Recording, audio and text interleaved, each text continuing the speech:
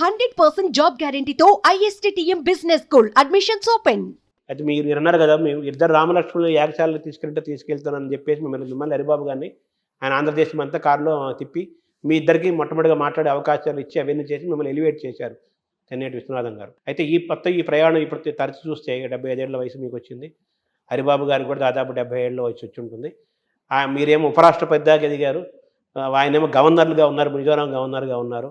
So ఆయన ఆశీస్సులు ఊరికే పోలేదు, మీ ప్రయాణం ఊరికే పోలేదు. ఆ తర్వాత అదే సందర్భంలో గుజరాత్లో నవనిర్మాణ ఆందోళన జరగడం, బీహార్లో అబ్దుల్ గఫూర్ ఆనాటి ముఖ్యమంత్రికి వ్యతిరేకంగా, ఆయన అవినీతికి వ్యతిరేకంగా, అధిక ధరలకు వ్యతిరేకంగా పెద్ద ఉద్యమాలు జరగడం, జయప్రకాష్ నారాయణని విద్యార్థులు నాయకత్వం వహించమని కోరడం, ఆయన నాయకత్వాన్ని ఉద్యమాలు జరుగుతున్నాయి.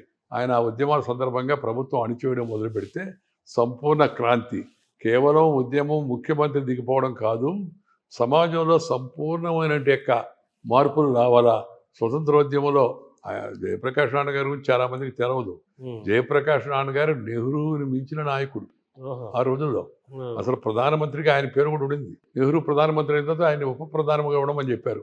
ఆయన నేను ఉన్నాను అన్నాడు. సోషలిస్ట్ ఉద్యమంలో చేరి కొద్దిగా వినోబాబావే కొంత సోషలిస్ట్ ఉద్యమ ప్రభావం వలన ఆయన రాజకీయాల్లో ఉంటాను కానీ నేను పదవులు తీసుకోవాలని చెప్పి త్యాగం చేసిన మహానుభావుడు.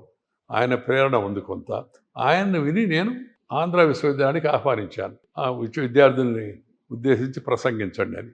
ఆయన వచ్చి ప్రసంగించాడు. చాలా ఉత్తేజపూరితంగా ఉండింది ప్రసంగం. ఆయన ప్రసంగం బాగుంటుంది సార్. బాగుంటుంది. అంటే మాట్లాడడం చాలా నిదానంగా మాట్లాడతాడు ఆయన. చాలా అర్థవంతంగా మన యువతలో ప్రేరణ కలిగించే విధంగా ఉంటుంది. అవినీతి, అన్యాయం, అక్రమాలకు వ్యతిరేకంగా యూత్ అంటేనే జనరల్గా రక్తం మరుగుతుంటుంది. సో దాంట్లో రాష్ట్రం అంతా ఆయనతో పాటు తిరిగే అవకాశం లభించింది. ఆ తర్వాత ఆ కారణం చూపించే నన్ను 1975లో ఎమర్జెన్సీ పెట్టినప్పుడు ఆ ఎమర్జెన్సీలో నన్ను అరెస్ట్ చేయడానికి వాళ్ళు చూపించిన కారణం ఏంటంటే ఈయన జయప్రకాష్ నారాయణ గారిని పిలిపించి ఇక్కడ సభలు నిర్వహించాడు అని దాన్ని మీసా కింద అరెస్ట్ చేశారు. Maintenance of internal security act, మేము దాన్ని maintenance of Indira security act అనేవాడు ఆ రోజుల్లో. అదే అబ్రివేషన్ దానికి. సార్, ఇప్పుడు మీరు రాజకీయాల్లోకి వచ్చే క్రమంలో జయప్రకాష్ నారాయణ ఆయన స్థాపించిన సంస్థకి రాష్ట్ర బాధ్యులుగా మిమ్మల్ని నియమించారు. ఆంధ్రప్రదేశ్కి ఆయన మొత్తం దేశం అంతా సంపూర్ణ క్రాంతి ఉద్యమం వ్యాపింపజేయాలని, అవినీతి అక్రమాలకు వ్యతిరేకంగా జరిగే ఉద్యమం దేశవ్యాప్తంగా కావాలని అన్ని రాష్ట్రాల్లో శాఖలను ఏర్పాటు చేశాడు. అప్పుడు ఆంధ్రప్రదేశ్ ఛాత్ర యువ సంఘర్ష సమితి అనే పేరు పెట్టి దానికి నన్ను కన్వీనర్గా, ఇందర్సేన్ రెడ్డి గారిని, అప్పుడు ఆంధ్రప్రదేశ్ ఒకటే, తెలంగాణ ఆంధ్ర అంతా ఒకటే కదా, ఆయన్ని ఉప కన్వీనర్గా, జాయింట్ కన్వీనర్గా ఏర్పాటు చేశాడు. తద్వారా ఉద్యమం నడిచింది. అంటే మీరు ఒక రకంగా జయప్రకాష్ నారాయణ ద్వారానే మీరు రాజకీయాల్లోకి వచ్చినట్టు చెప్పారు. ఒక రకంగా ప్రజా జీవనంలో పెద్ద ఎత్తున పాల్గొనడానికి రావడానికి కారణం జయప్రకాష్ నారాయణ గారి యొక్క సంపూర్ణ క్రాంతి ఉద్యమమే. అమ్మ యొక్క మాటతోటి, అమ్మ ఇలా అన్నదని అమ్మ కోరిక మేరకు మీరు లా చదివి ఆంధ్ర యూనివర్సిటీలో లాయర్గా వెళ్లకుండా రాజకీయాల్లోకి ఎందుకు వచ్చారు? లా ఎందుకు మీరు కొనసాగించారు? నేను లా చదువుకున్నాను.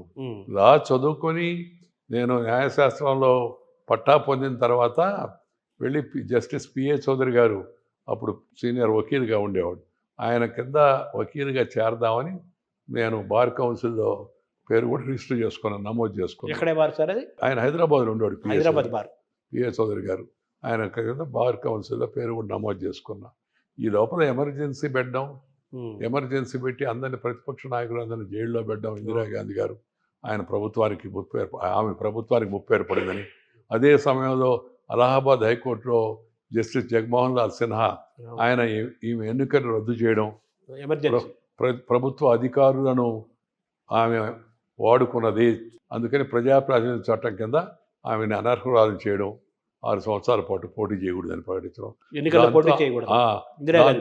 దాంతో ఆమె అప్పుడు రాజ్యాంగాన్ని రద్దు చేసి ఎమర్జెన్సీ విధించి దేశంలో ఉన్న ప్రముఖ ప్రతిపక్ష నాయకులు అందరినీ, జయప్రకాష్ నారాయణ గారు సహితం, జయప్రకాష్ నారాయణ గారు, మొరార్జీ దేశాయ్ గారు, అదేవిధంగా అటల్ బిహారీ వాజ్పేయి గారు, అద్వానీ గారు, చాలా మధు దండావతే గారు, ఎన్జీ గోరే గారు, ఇలా అనేక మందిని అరెస్ట్ చేయించింది. అప్పుడు ఆంధ్రప్రదేశ్లో తెన్నేటి విశ్వనాథం గారిని, గౌతమ్ లచ్చన్న గారిని, ఇలాంటి ప్రముఖ నాయకులు అందరినీ కూడా, పెద్ద మనుషులు పేర్లు చెబుతుంటే పెద్ద యోధులు, వాళ్ళు రాజకీయ యోధులు, వాళ్ళందరినీ అరెస్ట్ చేయించారు. అరెస్ట్ చేసినప్పుడు నన్ను కూడా అరెస్ట్ చేశారు. ఆ తర్వాత హరిబాబు గారిని అరెస్ట్ చేశారు. ఈ తర్వాత తర్వాత కొద్ది రోజులకి అరెస్ట్ చేసి నన్ను విశాఖపట్నం జైల్లో పెట్టారు. ఉమ్, ఆ జైలు జీవితం సందర్భంగా ఉమ్, ఆ జైల్లో తినేటి విశ్వనాథ్ గారు ఉండేవాళ్ళు, లచ్చన్న గారు ఉండేవాళ్ళు, రాచకొండ విశ్వనాథ శాస్త్రి గారు ఉండేవాళ్ళు, చలసాని ప్రసాద్ రావి గారు శాస్త్రి ఉండేవాళ్ళు, రావి శాస్త్రి, చలసాని ప్రసాద్ గారు ఉండేవాళ్ళు, ఉమ్, కొంతమంది నక్సల్స్ నాయకులు, ఆర్ఎస్ఎస్ ఉమ్, రాష్ట్ర అధ్యక్షుడు అని, ఆర్ఎస్ఎస్ చీఫ్ సుబ్రహ్మణ్య శాస్త్రి గారు సంఘచాలక్ అంటారు, ఆయన ఉండేవాళ్ళు. ఇలా అనేక మంది సాన్నిహిత్యంలో 17 నెలల పాటు జైల్లో ఉండడం. అబ్బా, ఉమ్, అందువలన రాజకీయాలపైన ఆసక్తి కలిగింది. ఈ రాజకీయ నాయకులు చూపించినట్టే విషయాలని తెలుసుకోవడం, పుస్తకాలు చదవడం, దాంతోపాటు ఈ అన్యాయం అక్రమాన్ని ఎదుర్కోవాలంటే రాజకీయాలకు రావాలా, తగిన గుణపాఠం చెప్పాలా నియంతకు అని రాజకీయాలకు వద్దామని ఆలోచన వచ్చింది. అంటే మీకు ఆర్ఎస్ఎస్ క్రమశిక్షణ, ఒక శారీరకమైన వ్యాయామము ఇవన్నీ నేర్పిస్తే జైలు జీవితం మిమ్మల్ని రాజకీయంగా సుశిక్షితులను చేసింది. జయప్రకాష్ నారాయణ అన్యాయానికి అక్రమానికి వ్యతిరేకంగా పోరాడారని దుర్గాంతరావు సంఘటన అంతవరకు పరిమితం. అంతవరకు పరిమితం. ఈ ఆయన పిలుపుని అందుకొని ఆ ఉద్యమంలో దిగడం, ఆ తర్వాత జైల్లో ఈ పెద్దల సాంగత్యం ఇవన్నీ తెలుసుకోవడం, ఎమర్జెన్సీలో జరిగిన అన్యాయాలకు అక్రమాలకు వ్యతిరేకంగా పోరాడారంటే రాజకీయంలోకి రావాలనే ప్రేరణ వచ్చింది.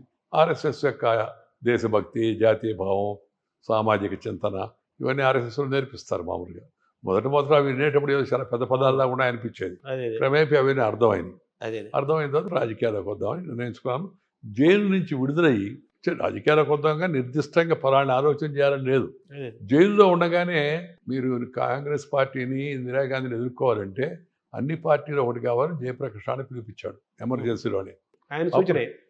స్వతంత్ర పార్టీ, ఓల్డ్ కాంగ్రెస్, పాత కాంగ్రెస్, జనసంఘ్, అదేవిధంగా సోషలిస్ట్ పార్టీ, ఇవన్నీ 4 మెర్జ్ అయ్యి జనతా పార్టీగా ఏర్పడింది. నాగలి పడిన రైతు గుర్తు కూడా ఇచ్చారు. అవును. అప్పుడు జైలు నుంచి బయట రాగానే జయప్రకాష్ గారు జనతా పార్టీకి ఆయన నాయకత్వం ఇవ్వండి, నేను మీకు సలహా ఇస్తాను, పైనుంచి ఇది చేస్తానే కానీ నేను రాజకీయాలకు రానని చెప్పాడు. ఆయన పదవులకు మళ్ళీ రాను, ఆలోచన లేదని. అప్పుడు జయప్రకాష్ గారి ప్రోత్సాహంతో ఏర్పడిన జనతా పార్టీకి ఆయన మార్గదర్శకుడిగా ఉండి జనతా పార్టీని నడిపించారు. నడిపిస్తే అప్పుడు మొరార్జీ దేశాయ్ గారి నాయకత్వాన ప్రభుత్వం ఏర్పడింది. ఆ సందర్భంగా 77లో పార్లమెంట్ ఎన్నికల్లో నేను జైలు నుంచి విడుదల కాగానే ఎలక్షన్లో పోటీ చేసి జనతా పార్టీ ఏర్పడింది కదా, అవును. జైల్లో ఏర్పడింది అది. అవును. ఆ జనతా పార్టీలో ఆయన జయప్రకాష్ గారు చెప్పారట, ప్రతి రాష్ట్రంలో ఒక యువకుడికి కూడా అవకాశం ఇవ్వండి పార్లమెంట్ అభ్యర్థిగా. అదే అదే ఆంధ్రప్రదేశ్లో నన్ను చురుగ్గా ఉన్నానని అప్పుడు జనతా పార్టీలో ఉన్న తెన్నేటి విశ్వనాథ్ గారు, లచ్చన్న గారు, జూపూడి జ్ఞాన గారు ఇలాంటి పెద్దలందరూ కలిసి నా పేరు ప్రతిపాదించారు. ఒంగోలు నిల్చున్నారు. ఒంగోలు ఎందుకంటే నెల్లూరు రిజర్వ్డ్ సీటు, అదే 32 ఏళ్ళు 35 ఏళ్ళు రిజర్వ్డ్ సీట్ మాది అప్పుడు.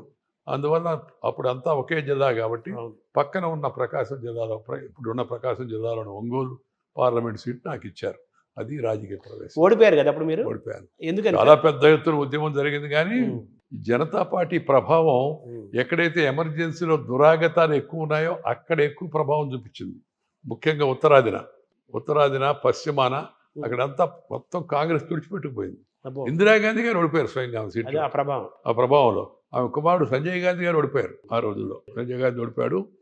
ఇందిరాగాంధీ కొంతమంది ఆమె సమర్థకుడు ఇందిరమ్మ అంటుండేవారు, ఆమె కూడా ఓడిపోయింది.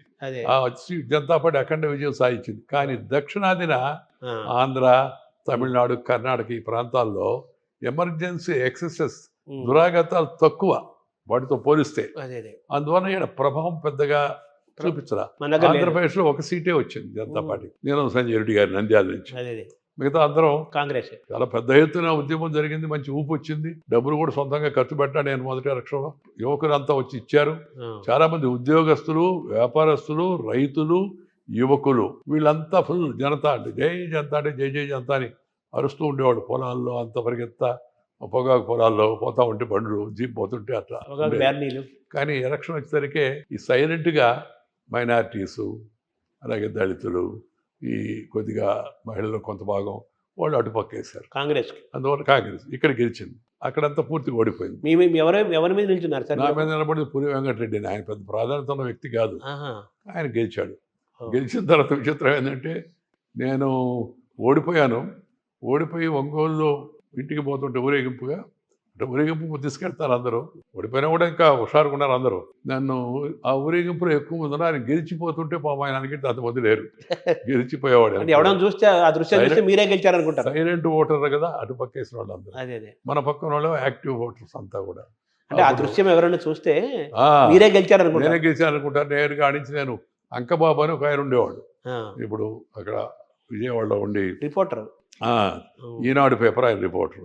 ఆయన ఇంటి దాకా నేను ఊరేగింపుగా వెళ్ళి, కనిగిరి దగ్గరే వాళ్ళ ఊరు సిఎస్పురం, అట్లా చంద్రశేఖరపురం దగ్గర అంటుంటారు మామూలుగా. తర్వాత మీరు ఆ లోక్సభ ఎన్నికల సమయంలోనే ఆ కాలంలోనే మీకు దాదాపు ₹1,00,000 దాకా మీకు ఎలక్షన్ ఖర్చు కోసం సార్. చాలా పెద్ద ఎత్తున విద్యార్థులందరూ వచ్చి ₹100, 200, 500, కొంతమంది ₹500 కూడా ఇచ్చారు.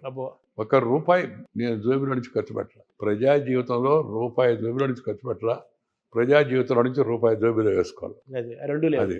అది ప్రజలు, యువకులు ముఖ్యంగా వాళ్ళు ప్రోత్సహించి వాళ్ళే నిధులు ఇచ్చారు.